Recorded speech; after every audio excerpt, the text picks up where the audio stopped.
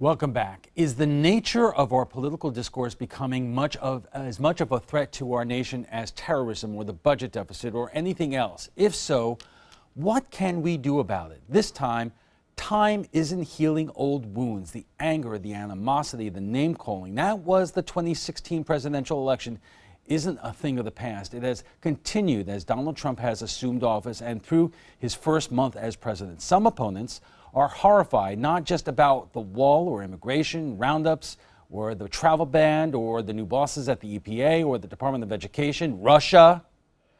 Detractors are aghast at the president's Twitter rants and statements that just aren't true, etc. The president's supporters say, just give the man a chance. Look at what his administration does, not at what the president says. Some will call protesters snowflakes, and many will use the word liberal as a slur. And joining us for more, and Ryan, you're shaking your head already. Joining us for more are two longtime friends on different sides of the political spectrum, Susan Nylon of Nylon and Associates, and Rod Thompson, the president of the Sarasota Republican Club. We could talk about liberal later. Liberal, but don't call me that. Let's tell our viewers that we're doing this because one night recently, both of you were on this broadcast and the conversation about politics got overly heated. Sure. You left, and Susan, what happened next? You know, I've been thinking about this for a while because I've been observing, and I'm sure you guys have as well, friends, people that we know personally in our lives actually having fights, public fights, and pretty nasty fights, you know, on social media and out in public. And I saw it destroying friendships. And the night that Rod and I were here having this conversation, I turned to him when we were walking out and I said, you know, we're partly responsible for this. We have, you know, not only social media feeds, but we come on the air. We do all these things that are in the public, and people look to us for what is happening. And not so much that Rod and I have a lot of vitriol in our messages, but our followers do, and we allow it to happen. And I said to him, we need to make a conscientious effort and maybe a pact that we will make more of an effort to not allow that kind of dialogue to go on. Rod, had you been thinking the same thing all along? Right. So we're walking through the newsroom. She's saying that all to me, and it's like, that's exactly where I am. That's exactly what I've been thinking too. Basically, I just got sick to death of it.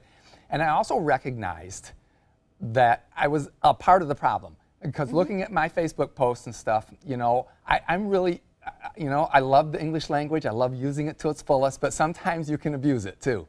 And so what I did after our conversation, I went home and the next day I went ahead and posted. Yeah, and I put it right out there saying, this is what I'm going to try to do. This is what my plan is. This is why. And we can talk about it later, but it got a lot of fascinating and interesting feedback that's still going on. And we're friends on Facebook. And I noticed that you stopped posting a lot of highly charged political things. Right, and that was totally on purpose. There's plenty of it out there. I don't need to. And so I've been posting in a whole different way here, you know, really looking at actually doing a little bit of original reporting, keeping it very short for Facebook, and trying to inform and put a lot of context. A lot of what I'm posting is for context. I think it's lacking. But it gets away from, you know, calling people hair on fire liberals and this, you know, and the histrionics of the left and all this sort of stuff. That's actually nice for the things that I've been called. I mentioned this at the outset, and I've said this to another friend of mine, that sometimes people use the word liberal as a slur. Yeah, well, sometimes I mean it as a slur. But really, how counterproductive. But here's the point. If you know liberals and you can put a face to a liberal, as somebody who's a real person and a friend, it changes it completely. It does. If you have this sort of vague dynamic out there of liberals as these pictures of demonstrators with weird things going on in Washington, and that's your picture of a liberal, that's easy to name call. Have some friends, reach out to some people who aren't like you, make friends with those people in some fashion, and it will change a little bit how you label them. I agree, absolutely. And, you know, I think it's a concerted effort to be measured and to be nice, especially when you yourself are feeling, you know, pretty emotional. And I think these are lessons that, you know, we have to learn. We are just getting started, and we'll have more on social media and politics and political discussion when we come back right after our forecast. Welcome back. If you're just joining us, we are discussing how increasingly our political arguments are getting out of hand in person and online. You have probably seen it firsthand on your Facebook timeline. Our guests tonight are Susan Nylon of Nylon and Associates and Rod Thompson of the Sarasota Republican Club. Susan, if you look from the Democratic perspective, it's not just the policies, but there are Democrats out there who are legitimately feel like they are outraged about this president, what he says, what he does, not just that the Democrats lost the election, but the allegations involving Russia, and they are saying they are so outraged they want to be able to speak their mind. Well, and they can, and they should. No way am I condoning people to not say anything. I'm a big advocate of standing up and speaking out for things. I just want people to put things in perspective. I want people to recognize that if you get so thin-skinned and so reactionary, or that you lose the perspective of what you're supposed to be focusing on. And you also lose your audience. I mean, when you start out of the gate screaming and yelling and ranting and raving, 9 out of 10 people are going to turn you off, and that's going to be your problem, because you're going to be finding yourself alone. Now, you might find yourself with other people who are going to scream with you, but what is that actually accomplishing? It may make you feel good for 5 seconds. You know, after the election, I shut down. You know, I turned off all social media for a couple of days. We had a policy in our house for 2 weeks that we were not allowed to talk about the election.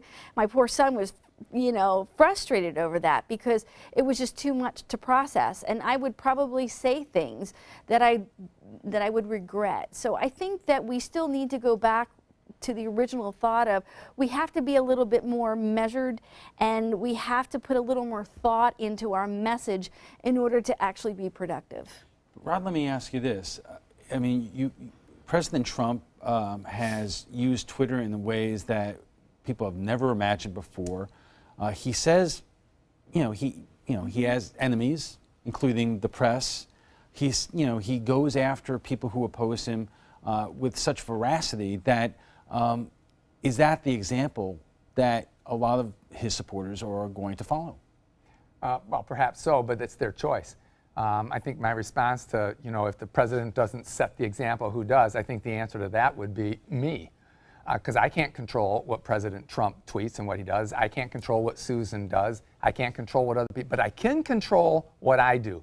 And I think that if we would all take a little bit more personal responsibility to how we respond to situations, whether it's, personal issues or whether it's a lot of political stuff, if we took personal responsibility for how we respond, as opposed to thinking because somebody did X, I can now do Y and ratchet it up, things would be a lot better. I think the conversation would be better, and I think if we look at it as one of personal responsibility, then what we have is something where we don't need others telling us what to do. I don't need to tell anybody else what to do, but I can set an example for myself, and if everybody, or if most people would look at it that way, there would immediately be a change in the political atmosphere. But here's the question. Is it easier to say that and practice that because you won? Here, I'll answer that. I don't know, because I won. But here's the deal. When I posted that on Facebook, because I made it public, that statement, and it got mixed reviews from liberals and conservatives both. But so I posted what we're talking about here. After our talk, the next day, we both went on Facebook. I went out, I posted it, and I explained why I was, I was tired of the rhetoric and all, and I was going to be much more measured and careful in my responses to things. And there was mixed response. There were people, right out of the gate, I think some person thought it was sarcastic. There was somebody on the opposite side that just R-rated response to it, to Trump, and that he was going to keep it up. And then people on my side, virtually the same thing, less R-rated, but the same thing, saying basically no. However, we had both conservatives and liberals on that stream that were agreeing with it and thankful for it and supportive of it, very supportive. And 2 pastors even were on it saying, this is what we need. This is what we need. And so, but what happened there, Alan, is that immediately made me accountable, because what happened was, naturally enough, in the next few days, I fell off the wagon. Right? And I called him on it a few times, too. She wasn't the only one. Yeah. I got called on it, and I thought, that's right. I said that, and I meant it, and I need to do it. And so it's taken a little bit of effort on my part, because it's a lot of effort. It's just easy, right? To just jump right out there with the vitriol. It's so easy. It just rolls off the tongue, and Facebook and other things make it easy. But it's gotten better, and my posts are definitely different than they were. As we saw in Kate's story, according to the local psychologist, this is taking a real toll on real relationships. Anecdotally, I know couples that have walked out on each other because of the election. I know friends who are no longer friends from because of this. You know, there are people who I am friends with on Facebook, but I've unfollowed them because I don't want to hear the political discussion either way right now. I want to know what's happening at their families and their kids, but we're tired of that and you know, what it's costing us in terms of our friendships. Well, you know, you got to go back to the old adage of when you get together with family and friends, there's a few topics you don't talk about: politics and sports and religion. You know, stick to the weather, and there's some truth to that. Here's my concern, is that we have been on this escalation of continual emotional responses for a long time now, for a couple months. And I'm concerned that we're not going to be able to endure that. And when you exhaust yourself and you tire out, then what happens? Well, that's the next question. Where does that go? Because as I said at the outset, I believe the problem with our political discourse is the biggest challenge our nation has, because it is getting so heated, occasionally violent, that if it continues at this trajectory, Rod, what do you fear? There's a couple of options that could happen here. We have an increasing silo effect, where more and more people who have different worldviews simply refuse to interact with each other. That's not good. Another option is that a large chunk of people just become apathetic and turn the whole thing off, a pox on everybody, and they just step away from it all. That's not healthy either. Of course, the third option is that it erupts into a lot of violence. That's not a good option either. So to me, we have three bad options if we continue doing it this way. This is why Susan and I and others are actually trying to make a difference, trying to make some impact, trying to take some step forward to change the dynamic. All right, let's take a quick break, and when we return, we'll have final thoughts from our guests, plus what some of our viewers are saying about President Trump's first month in office. Stay with us. Welcome back. Have you unfriended anyone because of their political views, maybe gotten into an argument in the comment section of a post, or in person, on the phone, online, whatever? You're not alone, but can we do something to make our political discourse more civil? And our guests join us right now for final thoughts. Susan, answer the question. I mean, it's one thing to set an example, but I guarantee you we look at the comments about tonight's show and some of them will be off the wall. I got to tell you, it's not easy. It really isn't. And I often would like to just blast someone and call them names just to shut them down. And I have to always remind myself that not only does it not accomplish anything, but other people are watching. Other people who you may not be aware, like my son, for example, who I'm trying to live by example. He's watching, and I don't want anyone to think that this behavior is good, even if it's justified. And I do care about these people in my life. I come from a divided family, and to just make them all about politics doesn't say very much for our relationship.